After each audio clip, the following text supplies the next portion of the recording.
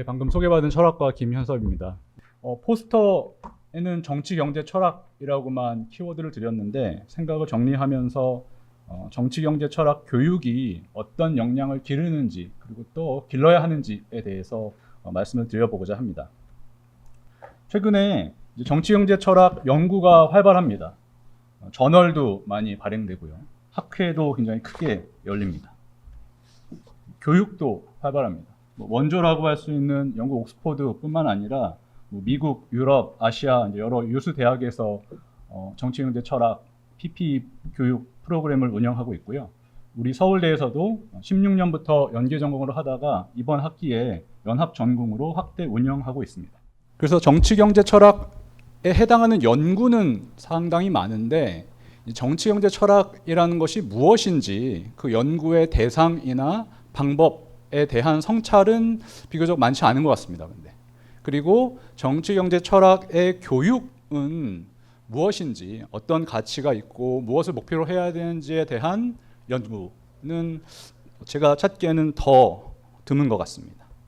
그래서 물론 학부생한테 기존의 학부에서 가르치던 정치학, 경제학, 철학 다 공부하고 어떻게 연결되는지는 알아서 잘 생각해 봐 이렇게 할 수도 있지만 그걸 좀 넘어서 PP 교육 자체에 대해서 좀 성찰하는, 좀 멋있게 얘기하면 PP의 교육 철학에 대해서 같이 생각을 해보면 이 교육의 의의나 필요에 대해서 좀 널리 같이 이해할 수 있지 않을까라는 생각에서 오늘 발표는 철학, 정치학, 경제학을 이제 학제적으로 공부함으로써 어떤 사고력을 기를 수가 있는지, 나아가서 이러한 학제적 탐구를 심화하기 위해서 어떤 역량을 길러야 할지에 대한 의견을 제시해 보고자 합니다.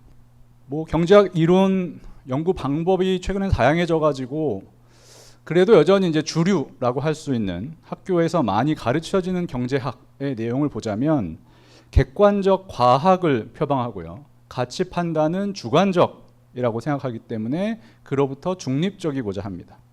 그러니까 희소한 자원을 덜 쓰면서 원하는 목적을 달성하는 방법을 효율적이고 경제적이고 합리적이라고 판단할 뿐이지 무엇이 바람직하고 추구해야 될 목표인지에 대해서는 이제 개입하지 않고 침묵하는 것이 적지 않은 경우에 경제학에서 가르쳐지는 내용입니다. 그래서 대표적인 이제 이러한 입장을 취한 사람이 리오넬 로빈스라는 사람의 이제 에세이인데요. 제가 인용을 해왔는데 이런 입장이라는 것을 보시면 확인할 수가 있습니다. 그렇기 때문에 이런 경제학만 공부하다 보면 대상이 무엇이든지 구매나 소비를 증대하거나 자신의 욕구, 선호를 많이 충족하는 게 좋다라고 이제 여길 가능성이 상당해 보입니다.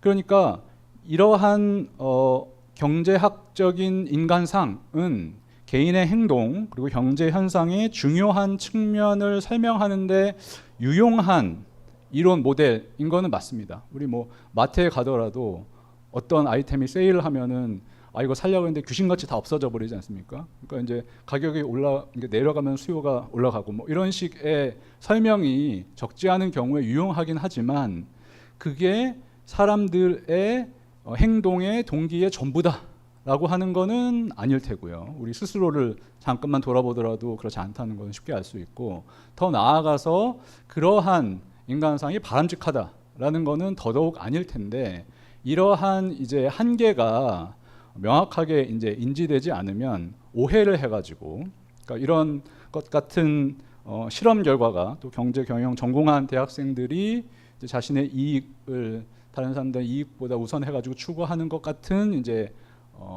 믿음이나 태도, 행동 같은 것이 나타난다는 연구 결과도 물론 이제 경험적인 거라 논쟁적이긴 하지만 있거든요. 그러니까 이거는 이제 오해에서 기인한 걸로 보입니다. 그렇기 때문에 좋은 삶이 무엇인지에 대한 이제 윤리학 이론은 굉장히 다양하기 때문에 자연스럽게 이런 여러 입장을 접하다 보면 소비나 선호 충족을 무조건 좋다, 내용을 따지지 않고 이런 태도에서 벗어나서 자신의 욕구가 바람직한지 정말로 가치 있는 건 무엇인지 이렇게 비판적으로 성찰할 기회를 자연스럽게 얻게 되지 않을까라고 생각을 해볼 수가 있습니다. 또 개인적인 차원에서만이 아니라 이제 사회적, 정책적인 차원을 보더라도 이제 경제학이 방금 말씀드린 리오넬 로빈스처럼 주류 경제학에서 내용을 잘 따져보면 객관적이고 가치 중립적인 과학이다라고 하더라도 사실 이제 경제학자들 공부한 사람한테는 그 배운 전문 지식에 기초해가지고 정책도 좀 평가하고 바람직한 정책을 재현할 것이 이제 기대되는 것이 사실입니다. 근데 이때 많은 경우에 국민들의 행복 또는 복리를 합산한 값을 극대화하는 정책이 옳다는 이제 공리주의적인 기준이 쓰이는 경우가 많습니다. 뭐 단순히 복리를 더한 고전적인 공리주의가 아니다 하더라도 뭐 가중합과 같이 이제 개인 복리의 함수인 사회 후생을 극대화해야 된다. 이제 변형된 넓은 의미의 공리주의 원칙이라고 할 수가 있는데 그런 것에 의하는 경우가 많아 보입니다. 또 더 문제인 것은 기준이 된 원칙이 무엇인지 명시적으로 밝히지 않는 경우도 꽤 있고요. 그 원칙을 뒷받침하는 근거가 무엇인지 제시하는 경우는 이제 오히려 드물어 보입니다. 이러한 상황이기 때문에 정치 철학을 공부하면 우리가 희망하고 추구해야 될 이상적 사회의 비전, 가치, 원리에 대해서 공리주의뿐만 아니라 물론 공리주의도 유력한 이론 중에 하나지만 다른 이론을 접하게 됩니다. 그러니까 이론들을 비교 검토하면서 많은 사람의 복리를 증대하면은 당연히 정당하고 좋은 정책이다라고 전제하는 데서 벗어나서 정책 결정 시 공리 이외에 고려돼야 될 가치가 무엇이고 왜 그 가치가 중요한가라는 문제에 대해서 이제 고민을 하게 됩니다. 그러니까 예를 들자면 존 롤즈의 정의론과 같은 경우를 보면 중요한 이제 제1 원칙이라고 할 수 있는 게 개인의 기본적 자유는 사회 전체 복리를 위해서도 이제 침해될 수가 없습니다. 그래서 그 기본적 자유의 이제 하나의 사례는 이제 법치주의에 의한 자유와 권리인데요. 예를 들어서 형법 조항을 소급해가지고 행위 시에 없었는데 적용한다라는 거는 설령 그게 복리에 이제 도움이 된다 하더라도 공공복리 물론 그게 어긋날 수도 있겠죠 장기적으로 보면. 근데 설령 가정상 그렇다고 하더라도 이제 허용될 수가 없겠습니다. 그리고 이제 마찬가지 이유로 넛지 이제 선택하는 환경을 좀 무의식적으로 이렇게 바꾸어서 그 본인한테 좋은 선택을 하도록 하는 이런 개입이 많이 논의가 되는데 그것이 설령 이익이 된다 하더라도 그의 합리적인 자율성을 침해하는 것이라면은 이제 조작적인 것이라면은 역시 문제가 있다고 할 수가 있겠습니다. 그러니까 정리하자면 윤리학, 정치 철학을 배우면 경제학과 종종 결부되는 가치 기준에 함몰되지 않고 좋은 삶, 함께 지향할 바람직한 사회의 모습에 대한 여러 견해를 접하면서 가치관을 반성할 기회를 얻을 수 있다고 할 수 있겠습니다. 또 이제 반대편으로 사회과학을 배우면은 어떤 가치가 있을까를 말씀드려 보겠습니다. 사회과학 주제도 여러 가지가 있지만 오늘은 이제 제도라고 하는 것을 중심으로 말씀드려 보겠습니다. 그러니까 제도도 사실 정의가 다양한데 이렇게 볼 수 있겠습니다. 사람들의 믿음, 성향, 행위 등의 이제 체계를 통해서 형성 유지되고 근데 그게 동시에 사람들의 선택을 제약하고 그래서 상호작용을 규제하는 그래서 다른 사람들의 행동을 어느 정도 기대할 수 있게 되는 그래서 협력도 돕고 이런 지속적인 규칙과 관행이라고 볼 수가 있습니다. 그러니까 정치학 또 뭐 국제정치학, 경제학 이런 사회과학을 배우면 그 중요한 부분이 사람들의 상호작용을 통해서 구성이 되고 또 동시에 그런 상호작용의 배경 조건이 되는 사회 제도를 이제 이해할 수 있게 됩니다. 그러면 우리 사회의 문제를 진단하고 그 원인을 분석하는 데 도움이 되고요. 추상적인 가치와 원리 이거는 이제 윤리학 정치 철학을 하면은 배울 수가 있는데 그것을 이제 구체적으로 실현해서 이상적인 사회에 가까워지는 실효적인 정책을 찾고 제도 개선을 모색할 수가 있습니다. 그게 아니라 실제 사회의 질서, 그러니까 제도의 작동 원리 같은 거를 이해하지 않고 고려하지 않고 그냥 좋아 보이는 정책을 달성하기 위해서 좀 성급하게 개입을 하면 의도한 결과가 아니라 부작용을 낳기가 쉽습니다. 이것도 아까 말씀드린 이제 롤즈 정의 원칙을 다시 한번 적용해서 구체적으로 설명드리자면, 그러니까 이 정의 원칙이 제도에 적용되는 그 안에서 활동하는 개인의 선택이 아니라 대표적인 이제 원칙입니다. 근데 그 중에서도 이제 잘 알려진 제2 원칙 중에 차등 원칙의 내용을 보면 이제 최소 수혜자의 소득이나 재산을 비롯한 이제 기본재라고 하는데, 그것을 장기적으로 극대화해야 한다라는 것이 이제 그 원리의 내용입니다. 근데 이 차등 원칙을 어떤 사회에서 어떻게 어떤 제도와 정책을 실시해야지 실현될까를 찾아내는 것은 굉장히 어렵습니다. 왜냐하면은 법률이나 정책이 야기할 결과에 영향을 주는 사실이 자연적인 사실, 역사적인 사실, 사회적인 사실 굉장히 다양하고 복잡하기 때문입니다. 그래도 이제 차등 원칙 생각하면 최소 수혜자의 이익이 극대화돼야 되니까 얼핏 생각하시기에는 누진세로 가난한 사람들을 위해 가지고 부자의 재산을 적극적으로 재분배하고 교육이나 의료나 일자리나 이런 거를 정부가 직접 제공하고 생산수단의 소유나 운영 방식도 엄격하게 규제를 하고 이런 소위 사회민주적인 체제를 생각하시기가 쉬운데, 사실 그 롤즈 본인의 이론을 자세히 보면 재분배 중심의 복지국가로 자신의 정의 원칙이 실현되지 않는다라고 했고요. 오히려 이제 대부분의 시민이 물적, 인적 자본을 충분히 갖고 이제 호혜적으로 협력할 수 있는 이제 기본 역량을 배양하는 이제 사전 분배라고 할 수 있는 것을 중심으로 한 이제 자산소유 민주주의 체제가 이제 본인의 정의 원칙을 실현할 수 있다라고 이야기를 했습니다. 그리고 또 나아가서 자산소유 민주주의를 그러면 어떻게 실현할 수 있을까라는 질문을 하더라도 사회민주주의적인 체제를 통해서 할 수도 있겠지만 그 사회의 제도의 역사 그리고 환경 이런 거에 따라서 오히려 정부가 이제 재산권을 설정하고 계약 준수를 보장하고 그래서 이제 거래 비용도 줄이고요. 그래서 민간에서 호혜적으로 협력할 수 있도록 용이하게 하는데 돕고, 시장이 경쟁적으로 작동해서 개인의 근면과 창의를 장려해서 생산성 향상 또 기술 혁신 이런 걸 통해서 경제가 견조하게 계속 성장을 하면 장기적으로 봤을 때 최소 소유자의 이익이 더 커질 가능성도 배제할 수가 없겠습니다. 그러니까 우리 버라이어티 캐피탈리즘이라든가 이런 이제 이론들을 보면 제도들이 하나의 이제 전체 셋을 이뤄가지고 하나하나의 제도의 결과를 이제 따지기보다는 못지않게 중요한 것이 이제 제도 간의 상보적인지 서로 이제 잘 어울려서 맞는지, 그렇지 않은 체제에 이제 다른 사회에 있는 거를 이렇게 갖고 오면은 오히려 이제 부작용이 날 수가 있으니까 그런 것도 고려를 해야 되고요. 그런 전체 조합 중에서 어떤 것이 차등 원칙에 부합할지는 자연 환경, 기술 발전 정도, 인구, 국제 무역 질서, 그리고 그 사회가 이런 집단 행동의 문제를 해결해 온 방식, 그리고 그 과정에서 형성된 사람들의 성향 습성, 그다음에 더 말씀드리겠지만 이제 비공식 사회 규범 이런 것들에 따라서도 이제 달라질 것입니다.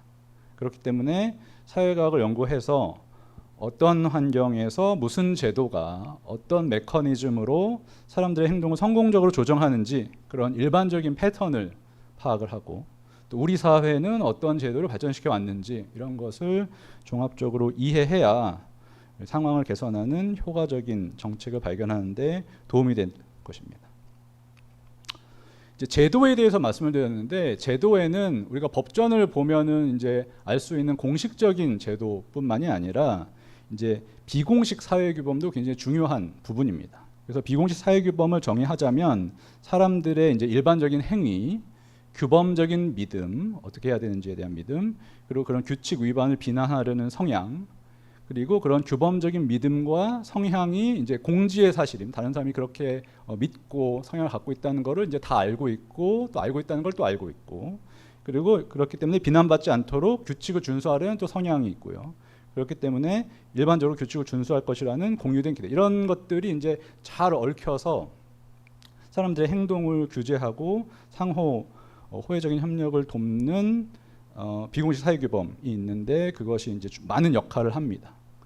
그래서 이제 이런 것을 이론화해서 아 이런 것이 있구나. 그리고 본성이 이런 거구나. 그리고 그것이 어떻게 생기고 어떻게 변화하는가의 원리를 이해하면 이제 이런 걸 변화시켜서 사람들의 행동을 바람직한 방향으로 유도하는 정책을 생각해 볼 수가 있습니다. 조금 추상적이었는데 비근한 사례를 들자면 이제 많은 대학생들이 음주에 대해서 믿는 믿음을 조사를 해보면 많은 대학생이 자신보다 학우들이 평균적으로 음주에 대해서 내심 우호적이라고 생각합니다. 이거는 모든 사람이 자신이 평균보다 더 낫다라고 생각하는 것처럼 참일 수가 없죠. 예. 그러니까 다른 사람들의 믿음에 대해서 아주 다원적 무지라고 하는 상태에 이제 빠져 있는 경우가 상당히 많다는 겁니다. 근데 음주는 이제 비공식 사회규범, 또래 압력의 영향을 많이 받는 행위이기 때문에 이러한 다원적 묘지, 그러니까 사실은 많은 학생이 내심 과음을 못마땅하게 여긴다라는 사실을 널리 알림으로써 이제 과음을 줄일 수 있다라는 이제 연구가 있습니다.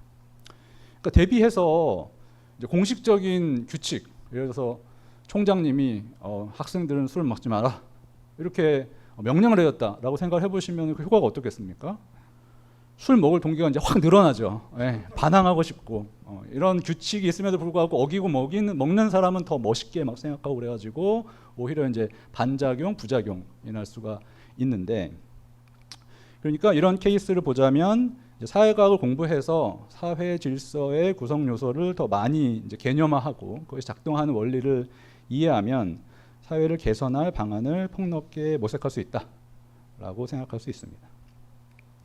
근데 뭐 그렇다고 제가 비공식 사회 규범에 대한 개입이 이제 행동을 변화시키기 쉽다 그런 말씀은 아닙니다. 이제 비공식 규범을 보면 뭐 공동체 자연 환경과 역사의 사건 거시적으로는, 그리고 뭐 국가, 정부, 공식 법제도, 교육, 사람들 간의 관계망, 상호작용, 또 미시적으로 개인의 성격, 가치관 이런 수많은 요소하고 이제 영향을 받고요. 또 비공식 규범이 거기에 영향을 주고 그렇기 때문에 이제 그 형성 유지 변화가 굉장히 복잡합니다. 그리고 이제 이런 최근에 이제 비공식 규범을 개선하기 위한 개입에 대한 연구도 많은데 알려진 바는 그 효과가 어떤 내용을 전달하는지, 어떻게 프레이밍해서 전달하는지, 그리고 누가 전달하는지, 전달하는 사람이 믿을만한지, 그리고 어떤 매체를 통해서 어떻게 메시지를 전하는지 이런 거에 따라서 다 이제 효과가 달라집니다. 그러니까 비공식 규범에 영향을 주는 요인이 다양하고 복잡한데 개입의 효과에 대한 이론은 불완전하고 또 그에 대한 증거도 부족하고 이런 상황이기 때문에 적지 않은 경우에 비공식 사회규범을 개선하려는 이제 노움 넛지라고 하는데 이런 것들이 이제 소기의 성과를 거두는 게 아니라 부작용, 반작용을 야기하는 경우도 적지 않습니다. 그래서 좀 더 일반화하자면 이제 자유로운 현대 사회, 우리 사회도 그러한 경우일 텐데 이제 다음과 같은 의미에서 굉장히 복잡합니다. 수많은 개인이 이제 서로 다른 능력, 선호, 관점을 갖고 있고요. 그들이 이제 다양하게 행위하고 그 상호작용하면서 이제 패턴이 생기는데 일종의 질서가 생기는데 또 개인이 그 패턴을 보고선 사람은 이제 반성적인 존재이기 때문에 또 행위를 또 조정합니다. 그러면은 그에 따라서 또 패턴이 또 바뀌고요. 그런 이제 상호작용의 패턴이 이제 형성되고 변화하는 과정을 지속적으로 이제 반복하고 그 과정에서 또 자연 환경도 변화하고 또 기술도 이제 발전하고 그러면서 전반적으로 개인의 다양성과 상호작용의 복잡성이 이제 증대한다라고 할 수가 있고요. 또 이런 개인의 행위와 상호작용의 패턴이 관계가 음의 피드백 관계에 있으면은 전반적으로 이제 항상성으로 유지가 될 텐데 그게 아니라 이제 양의 피드백 관계에 놓여 가지고 어떤 임계점을 넘으면 상태가 이제 비상형적으로 급격하게 변화합니다. 그러니까 우리가 이제 생활하는데 비공식 사회규범이 이렇게 확 바뀐 것들을 생각해 보면은 깜짝깜짝 놀랄 때가 많죠. 그런 것도 이제 이런 식으로 이해를 할 수가 있고, 그래서 이제 사회과학을 보면 상황을 개선할 가능성이 넓어지는 동시에 정책이 어디까지 피저블한지 그 한계는 무엇인지에 대해서도 이제 동시에 생각을 하게 됩니다. 현대 사회가 방금 말씀드린 이유에서 구조적으로 복잡하고요. 또 법치주의 제가 의무론적 제약 말씀드렸는데 설령 이제 복리 증대와 같은 좋은 결과를 가져온다 하더라도 어떤 일들은 해서는 안 되는 제약이 있거든요. 의무론적이라고 부를 수 있는데 그리고 이제 제도가 그 형성된 과정으로 인해서 이제 경로 의존성이 있습니다. 우리 사회도 제도와 사람들의 품성이 발전해온 역사로 인해서 여러 가능한 균형점 중에 이제 하나에 이르렀기 때문에 그거하고는 전혀 다른 균형점으로 가는 거는 굉장히 어려울 수가 있고요. 또 이런 사실적 규범적인 이유로 인해서 뭐 프라이버시 같은 것 때문에 이제 정부가 그걸 다 알 수도 알아서도 안 되고 또 아는 것도 제한돼 있고 그렇기 때문에 이제 실현 가능한 정책의 범위가 무엇인지에 대해서도 이제 생각을 하게 됩니다. 달리 말씀드리면 이제 유명한 이제 아담 스미스가 체스판의 졸 오류라고 했던 거를 이제 범하지 말아야 된다는 것이죠. 시간이 많이 되고 해서 이제 뒤에 역량 부분은 우리 저 요약문에도 다 있어가지고 간단하게 말씀을 드리면 이제 지금까지는 이제 철학과 이제 정치, 경제학과 같은 사회과학을 같이 공부함으로써 어떤 역량을 키울 수 있는지에 대해서 말씀을 드렸는데 이걸 더 심화하기 위해서 어떤 역량을 정치, 경제, 철학, 교육에서 강조해야 될까? 이거에 대해서는 또 여러 가지 의견이 있을 수가 있습니다. 저희 이제 연합전공에서도 선생님마다 의견이 다를 테고 그래서 그런 이제 논의를 시작하는 차원에서 몇 가지 그냥 제안을 드려보자면 제가 중요하게 생각하는 건 이제 통계적 문해력이고요. 그러니까 이게 통계적 문해력 사유력이 있어야 통계를 이제 제시하면서 이제 좀 오도하려는 것에 이제 막을 소극적으로 생각하더라도 그렇고 이제 이런 양적 연구에 이해를 할 수 있고 또 그 한계도 알아서 이제 질적 연구하고 상보적으로 종합할 수가 있겠고요. 또 형식적 모델에 대해서 아는 것도 도움이 됩니다. 뭐 게임 이론이나 에이전트 베이스 모델링이라든가 네트워크 이론 이런 것들이 여러 개인의 복잡한 상호작용 전개를 수학적 모델로 형식화해가지고 제가 방금 말씀드린 사회 규범 같은 걸 포함해가지고 거시적 현상의 미시적 토대를 좀 엄밀하게 탐구할 도구를 제공합니다. 그래서 이런 것들 종합적으로 하면은 이제 호모 에코노미크스가 아니라 사람들이 다양한 동기를 갖고 이제 복잡하게 상호작용하는 거를 이론적으로 좀 더 많이 포착을 할 수가 있겠고요. 물론 그렇다고 우리가 인문학을 하지 않고 이런 형식적인 모델을 통해 가지고 다 알 수 있다는 건 물론 아닌데 한계가 있죠. 근데 이런 포멀 모델링을 알면은 전제가 명확하기 때문에 아 이거는 굉장히 부분을 정확하지만 부분이구나. 그것이 포착하지 않은 다른 것들이 있구나라는 것도 이제 동시에 알 수가 있습니다. 또 이것도 이제 통계와 마찬가지로 이런 걸 쓰는 사람이 있기 때문에 이걸 모르면 이걸 제시했을 때 아 이게 대단하고 이게 다구나 이렇게 또 오해할 수가 있거든요. 그래서 그런 걸 막기 위해서라도 이제 알아야 한다라는 것이고요. 그래서 물론 이제 수학적 언어하고 자연 언어를 논하면서 종합을 해야 될 테고 또 그래야 다른 사람들한테 이제 제시도 하고 설득도 하고 그런 능력이 있어야 되겠습니다. 그래서 이렇게 여러 목표를 말씀드렸는데 그러면은 너 이거 다 할 줄 아냐 이렇게 물어보시면은 솔직하게 아 저는 못하고요. 그래서 이 무식이 한이라서 저는 못하지만 우리 학생들은 하면은 좋지 않을까 이런 생각에서 말씀을 드리는 거고 또 이제 범하기 쉬운 오류 중에 하나가 이제 너무 많이 하려고 하다 보면은 하나도 제대로 못하고 사실 잘 들어보면 요새 챗 GPT도 그렇지만 얼핏 들었을 때는 뭔가 많이 아는 것 같은데 하나하나 따져면 이렇게 다 틈이 있어서 결국 전체적으로 잘 이해를 못한 상황에 있거든요. 그래서 그런 학생을 배출하는 거는 절대 하지 말아야 되겠다.